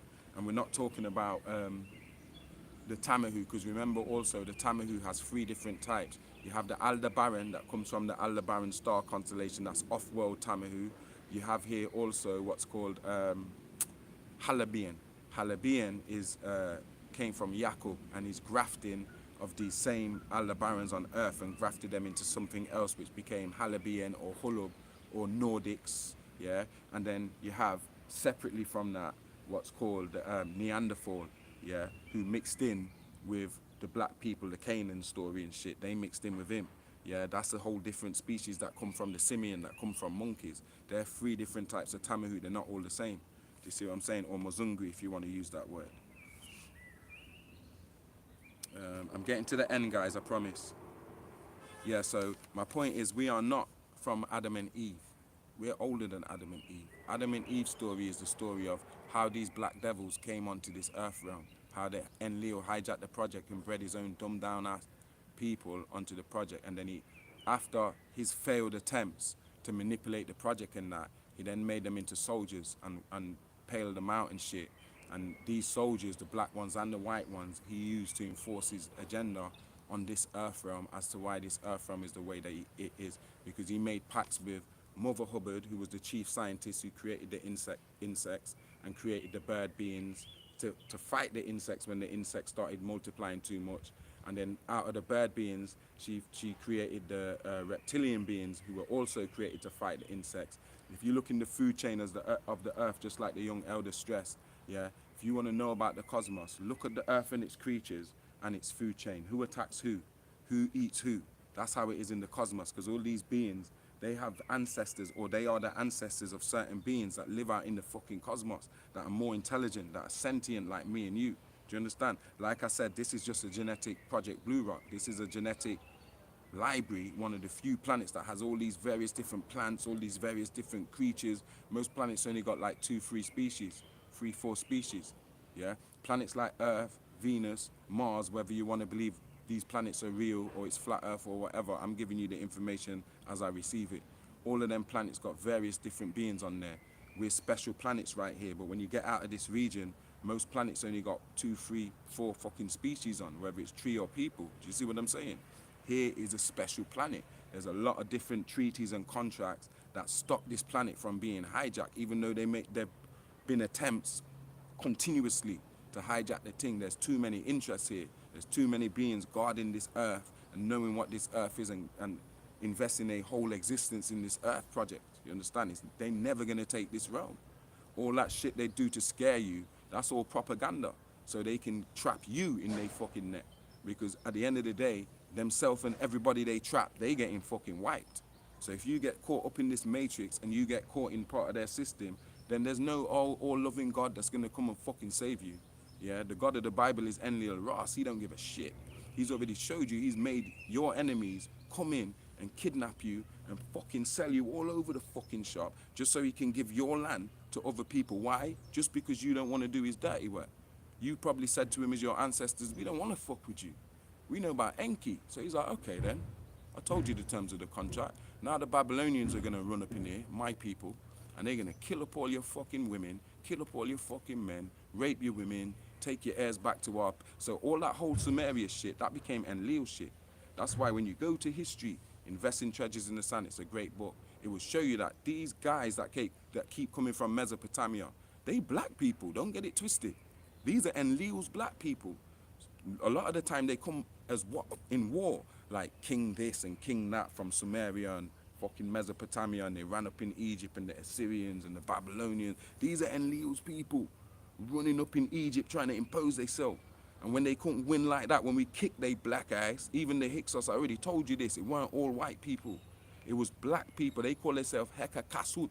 If you understand the language, Kasut is Kashi. They call themselves Kushites. They say, yo, I'm black like you. And they had fucking pale faces in their army and they tried to hijack Egypt. So we weren't just fighting white people when they give you this story in conventional history. We was fighting Enlil, his fucking people from the fucking Babylon, Mesopotamia and the steeps, yeah, coming with their pale faces. We was fighting all of them niggas. So when you read about the Exodus, the real Exodus, in Treasures in the Sand, with Pharaoh second Enretau, Kamos, Amos, and Queen Ahotep, this family, yo, they saved us from this shit here.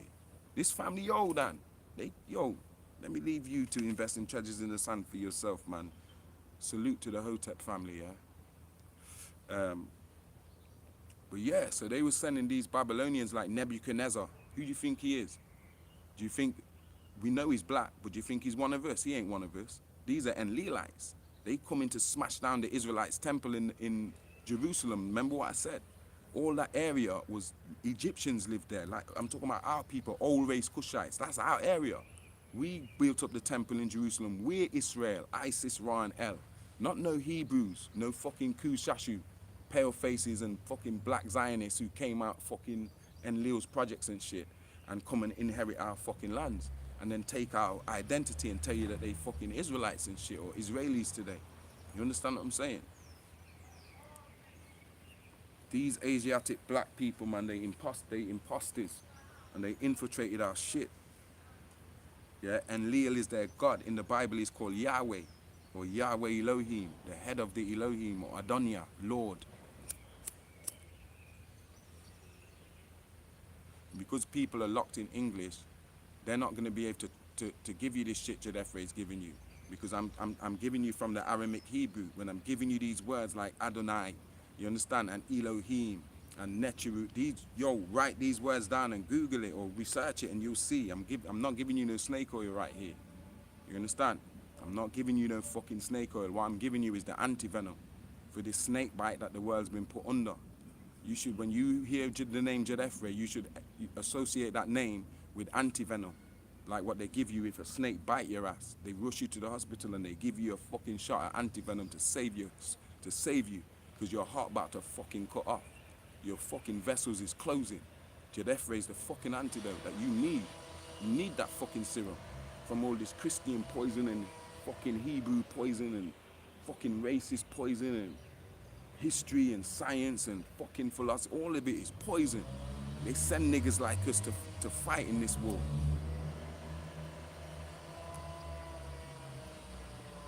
How Adam and Eve goes back to Nut and Geb. It's in Treasures in the Sun. I've told you guys on many lives. Now I hope it is clear for you that we don't come from Adam and Eve. Adam and Eve is the Adam and Eve of Asiatic people, which is Enlil's people. Yeah? So when you read in that Sumerian tablet of the story of Kadmon and the Kaber, what they're not telling you is that's not our fucking story. That's them man's story. Them black fucking Moors, them dirty Moors, them Zionists that look like us, but they ain't fucking us. You understand? We older than Adam and Eve. We older than the Hindus. So when you read about the Nephilim, the giants, as we took you back to Genesis 6, verses 1 to 7, and we showed you that these beings came down here and mixed into the fucking bloodline. And so I really feel like Enlil was using them. That kind of bloodline he was using to mix to make this fucking black devil. I believe it's got Vulcan blood in there. I'm talking about Tarnush and fucking Halal. Them black people with the pointy fucking ears that look just like black people that started the war in Risk. They got that shit in their blood. And Leo used that shit because he hooked up with Mother Hubbard, Halal, Tarnush, Alalu. He's with them now. They all in that galactic fucking republic shit. So he had to have used that DNA to build these black people that they've put on fucking Earth as the infiltrators. And you'll keep seeing them, like I keep telling you, like the Markle family. Do you think it was just a black woman who works a 9-to-5 job and she found this rich white guy and he married her and she just happens to know royalty? Nah, nigga, them niggas is the fucking dirty Moors. That's why they wear them fucking crests and that when she was getting married. Yeah, it's the same. Any black person you see sitting cozy up in the House of Parliament, in American fucking Congress or American industrial military complex, all them fucking house Negroes in fucking Africa that is calling themselves Prime Minister and President and fucking all them niggas is fucking dirty moors. I kid you not. You understand? The ones that get through that are not, they're either poisoned or shot or assassinated or some shit happens to them. The ones that are sitting there comfy and never get nothing done for us is fucking black devils. And Obama is the Antichrist. That's the information. He was made in a fucking lab, cloned from Akhenaten's DNA. I'm going to reiterate what Rod Hayes said and Young Elder, because I feel like there's people that are watching me now that know I've been saying this shit since fucking, because when did it first break?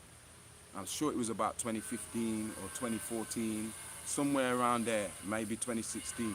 Yeah, we was already telling you that Obama was cloned from fucking Akhenaten's DNA, and that his fucking hermaphrodite husband was cloned from Queen T's DNA and made into a hermaphrodite.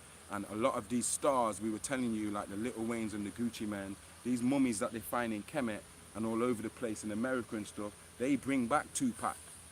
The Tupac that was the head of the fucking Incas or whoever.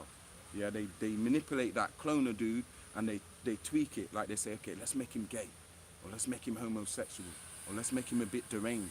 And they have a laugh about it. They say this, they sadistic. They, oh look, that Little Wayne, I'll give you one. They made him from King Tut's DNA. Go and look at King Tut, because all them statues that they found in his tomb, that's like a photograph. Like today, if you find a photograph of someone in the house, you're going to say, okay, that's how he looked, because he took a photo of himself. So back in the day, taking a photo was doing a portrait. So anything you see found with these pharaohs or depicted on the wall, that's the same as a photograph today. Somebody didn't just draw it and make up an idea how someone looked. That's how you took a fucking photograph. So these Egyptologists are not telling you, yo, all that shit they found in Tut's tomb, that's how the nigga looked. So look at him as a youth man, going into his adolescence, yeah, going into his early like 20s and 30s, and look at Little Wayne. And they used King Tut's DNA to make Little Wayne. They made that nigga, yeah, and they made him weird as he is. And they have a laugh about it, because they know that's King Tut's DNA. You understand? And it's gonna backfire on them. Some one of these fucking Frankensteins that they keep making, these immortals, is gonna turn and switch, because the DNA has its own fucking consciousness. It has its own genetic memory bank. So the ancestors preserved themselves because they knew these Mzungu would be stupid enough to start cloning them the fuck back. And some of them will be so powerful just from the DNA that they'll be able to, the consciousness will be able to control that fucking avatar and come back in that avatar, whether it's defected or whatever, and fuck up the status quo. And that's what's going on now, whether you're talking about the Kanyes, whether all these celebrities that are breaking down, I don't care. As far as I'm concerned, they all fucking clones. And some of them are going faulty because they're using their ancestors' DNA to clone these fucking black people, and even Roman DNA to clone people like Eminem and shit. These are fucking Roman generals. They've been doing this shit. Niggas need to wake up, you know. Because I can't be doing this all the time. They're going to target the Rod Hayes and the fucking Young Elders and the Jadefre, even people like me, even if I've only got 2 people listening. They're going to shut this shit the fuck down soon. So y'all better get this information. Y'all better store that shit, not only in your fucking shelf. Yeah? Your library should be in your heart and your fucking consciousness, man. You understand what I'm saying? That fucking library in your house, that's just a failsafe. For if shit gets wiped off the fucking hard drive, you've got a backup, you can put it back in the hard drive. But that shit's not supposed to be just sitting on your fucking shelf while you're spending all the time watching CNN and watching Instagram and watching music videos and watching all this bullshit. And then if the Anunnaki came here tomorrow and asked you, what the fuck have you done to save yourself? You're going to cry. You're going to fucking cry on your knees like a little bitch when you're supposed to be putting in the fucking work. I have to talk to you niggas like this, man, because nobody else is. Everybody out here selling snake oil and want to sound nice and want to sound... I don't give a fuck if you don't like me. I know what I'm telling you is the truth. How about that? If you don't want it, that's your ass. You understand?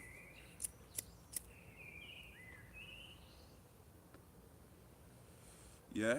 So ask the fucking Christians, man, why God repent. Let me wrap this up for you, yeah? Because I made a line so I could wrap it back up to you. Are you a God or are you not? Let me ask you a few questions. Are you a God? Why are you a God? Ask yourself this. What's the definition of a God? What does a God do?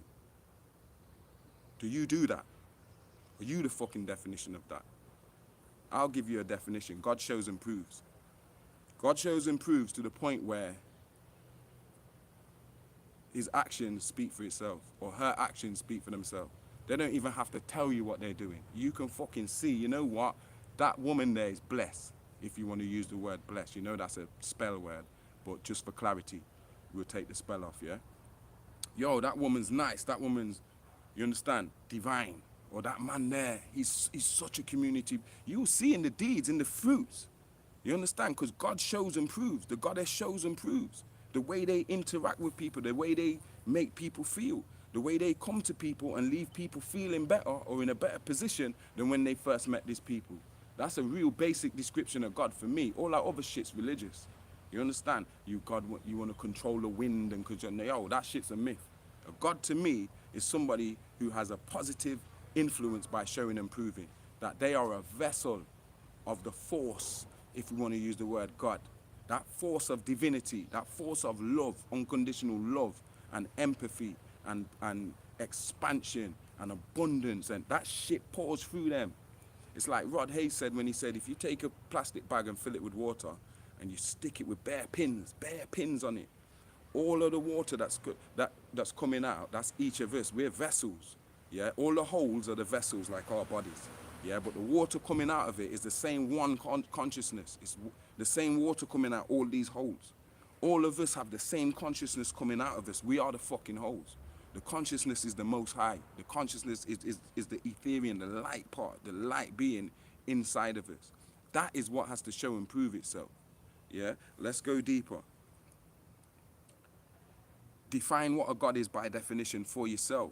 And there's people out here saying, yo, I'm a God, I'm a goddess in every post on Instagram, on TikTok. Black people are gods, black people are this, black people are that.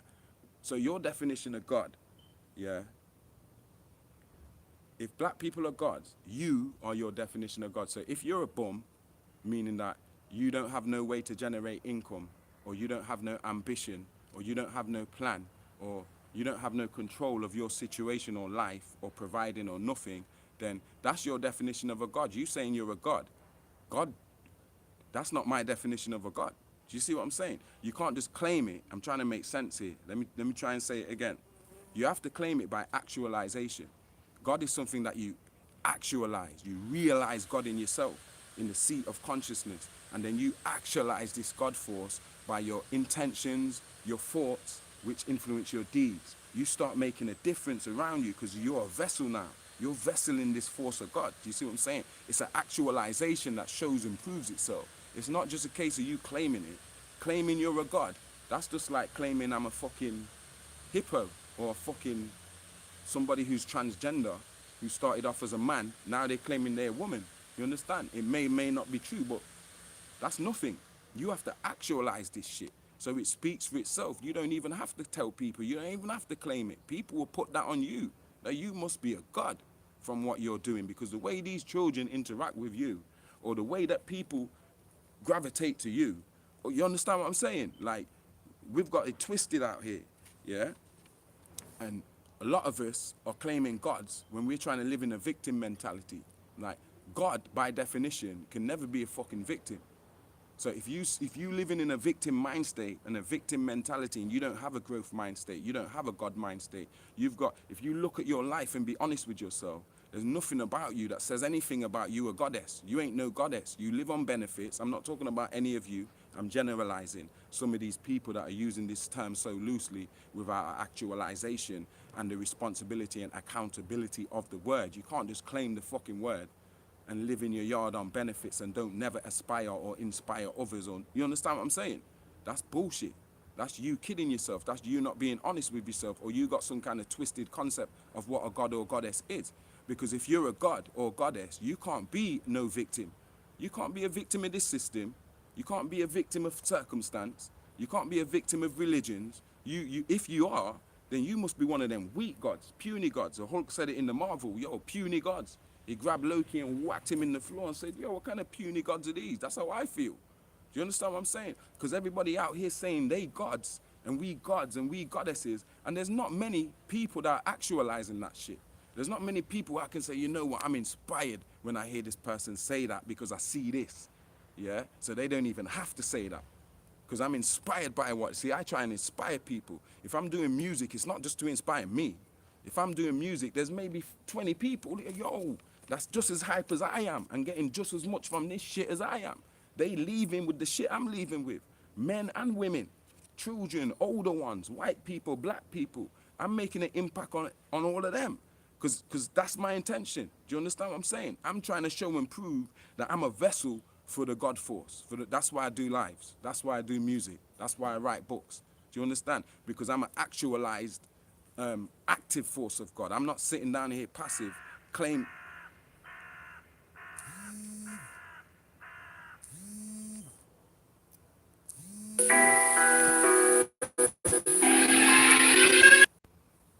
Yo, that was mad. The crow went off, and then somebody tried to ring me,